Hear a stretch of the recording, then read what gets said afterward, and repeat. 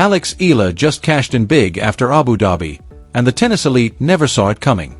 The 20-year-old Filipina earned a combined $45,859 from a stunning tournament run that had fans screaming, rankings shaken, and rivals suddenly looking over their shoulders.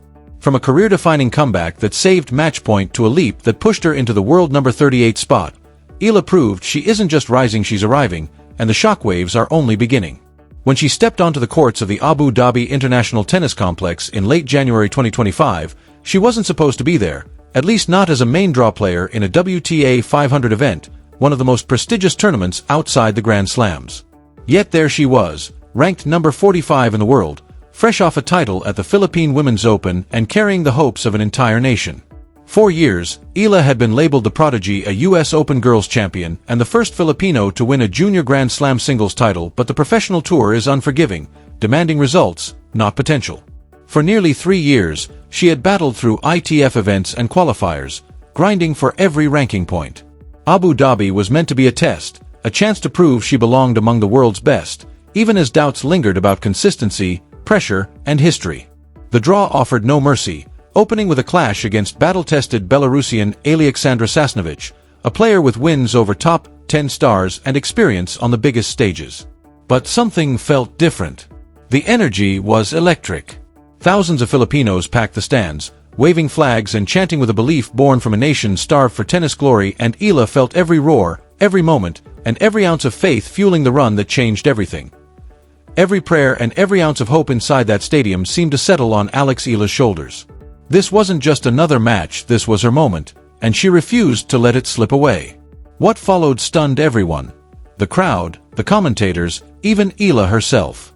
2 hours in, she looked spent, having dropped the first set 2-6 as Alexandra Sasnovich controlled the rallies, moving her around the court with ruthless precision. But Eala dug deep, flipping the script to take the second set 6-4 and igniting the crowd into a frenzy. Then came the third set, and with it, chaos. Sasnovich surged ahead, breaking Eala again and again until she stood at 5-1, serving for the match, as voices in the booth began to call it over. Eala stood at the baseline, sweat pouring, legs shaking, lungs burning, one game from elimination, one game from silence. And then something snapped. She broke back. She held. She broke again. The stadium rose as disbelief turned into belief. Suddenly it was 4-3, then 4-4, then 5-5, and the once cruising Sasnovich was drowning under the pressure. The match went to a deciding tiebreak, winner take all, with Eala having already saved match point. Every rally felt like life or death, every swing carrying the weight of a nation. At 6-5 in the breaker, Sasnovich served, the return came deep, and Eala stepped in, ripping a fearless forehand down the line as Sasnovich's desperate reply sailed long. Game, set, match 2-6, 6-4, 7-6-5, after 2 hours and 51 minutes of pure war. The crowd exploded as Eala collapsed to the court in tears, having survived, having arrived, later saying through the emotion, "I just kept fighting for my family, for my country. I didn't want to let them down." She didn't know it yet, but that comeback changed everything. The win was legendary, but the payday is where things truly went wild. In tennis, victories aren't just about glory, they're about money, and Alex Eala had just struck gold. Her run to the second round of the Abu Dhabi Open singles alone earned her $35,000, more than many Filipinos make in an entire year. Then came doubles, where she teamed up with Irina Rodionova and powered into the quarterfinals, adding another $10,859 to her total. In just 1 week, Eala walked away with $45,859, nearly a third of her entire 2024 prize money haul of roughly $150,000. It wasn't just a good week, it was a game changer. But the real bombshell dropped on February 3, 2025, when the WTA rankings updated and Eala surged from world number 45 to number 38, a career high and the first time any Filipino had ever cracked the top 40. That ranking meant everything. Direct entry into every WTA 1000 event, no more qualifiers, no more wild cards, she was in automatically. The tennis world took notice immediately. Former world number 20 and Tennis Channel commentator Danny Seville summed it up perfectly, saying, "Tournaments should do anything to have Alex Eala. She brings fans. She brings energy. She's electric." And electric she was. The 5,000-seat Abu Dhabi International Tennis Complex was packed during her matches, nearly 90% Filipino, flags waving, chants of "Laban, Alex" echoing through the stands. Organizers admitted they had never seen anything like it, not for a first-round match, not for a player ranked outside the top 30. Eala wasn't just winning, she was filling stadiums, shifting the economics, and proving through prize money, rankings, and direct entries that she had truly arrived. Yet beneath the success lingered a question no one was asking yet. What does this level of breakthrough really cost? Because behind every big payday comes a price, and for Eala, the real battle was only beginning.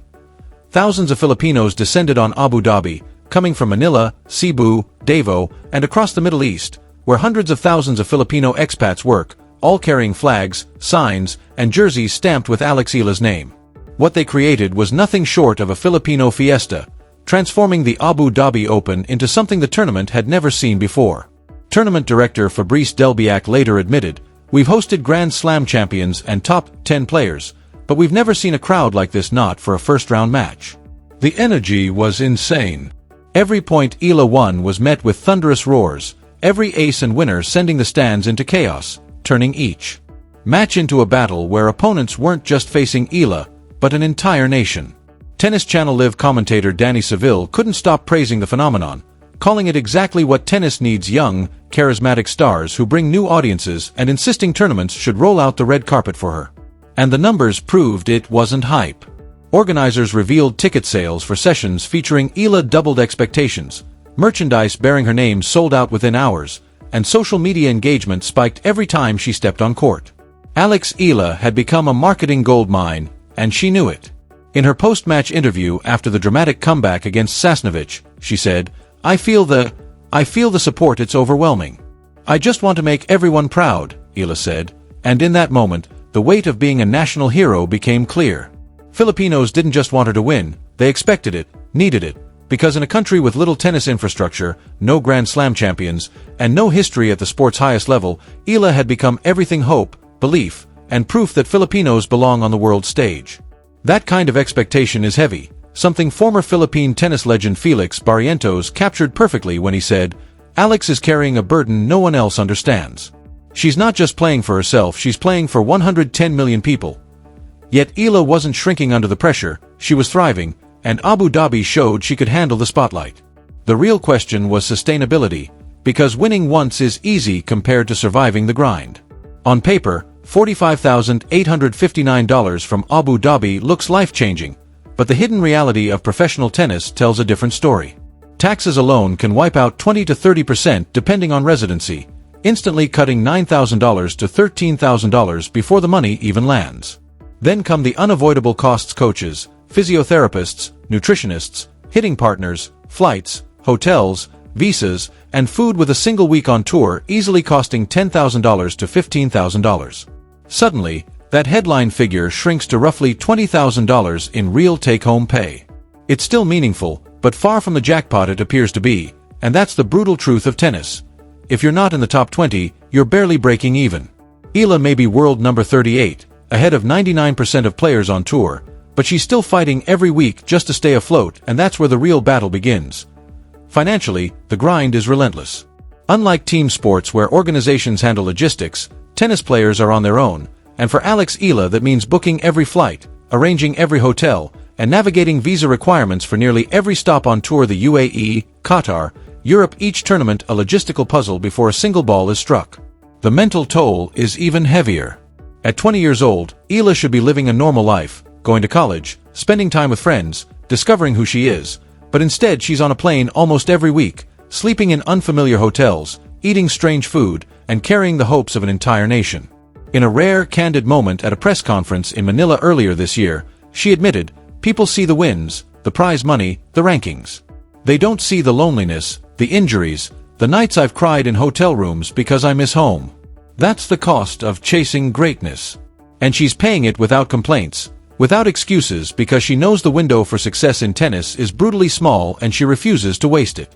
So where does she go from here? Abu Dhabi was only the beginning. Now ranked world number 38, a 20-year-old from a country with almost no tennis infrastructure has cracked the top 40, and she's not slowing down. Next comes the Qatar Open in Doha, Another WTA 1000 event, this time with direct entry and no qualifiers, facing the best players in the world because she's earned her place. But the bigger story reaches far beyond her ranking. For decades, the Philippines has been a basketball nation, with tennis left in the shadows, few courts, expensive coaching, and young talents forced to leave the country to chase dreams abroad. Eala did exactly that, training at the Rafa Nadal Academy in Spain, grinding through the European junior circuit, and sacrificing everything to get here. Now she's proving to an entire generation of Filipino kids that it's possible. Tennis academies in Manila are reporting record enrollment. Kids who never touched a racket are begging for lessons, and her rise is sparking a movement.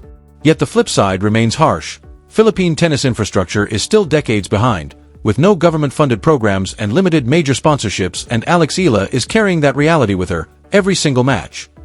Essentially self-funded, Alex Eala is still relying on her family and a small circle of private sponsors to survive on tour. A reality that former Philippine Davis Cup captain Roland Kraut highlighted when he said, "Alex is doing this on her own, imagine what she could do. With real support, with a national program, with funding." That's the dream, that Eala's rise forces the Philippine government and private sector to finally invest in tennis, to build courts, fund young players, and create a pipeline that doesn't depend on one superstar carrying an entire sport. And Eala herself is thinking bigger. She isn't just chasing rankings, she's chasing Grand Slam main draws, top 20 breakthroughs, titles, and legacy. After Abu Dhabi, she made it clear, saying, "This is just the start. I want to inspire the next generation. I want Filipino kids to believe they can do this too." And she already is. Every time she steps on court, she proves Filipinos belong on the world stage. Every ranking point is a defiant answer to everyone who said it couldn't be done. Alex Eala didn't just cash in at Abu Dhabi, she cashed in on a lifetime of sacrifice, belief, and relentless work. The tennis elite are shaken because they know what's coming. A fighter, a champion, a storm named Alex Eala, and she's only getting started. So was Abu Dhabi just a hot streak, or was it the moment she became unstoppable? One thing is certain, the tennis world is watching, and the Philippines isn't just hoping anymore, it's believing. What do you think? Can Alex Eala break into the top 20 by the end of 2026? Drop your thoughts in the comments. Hit subscribe if you're riding this journey, because this story is far from over, and trust me, you won't want to miss what happens next.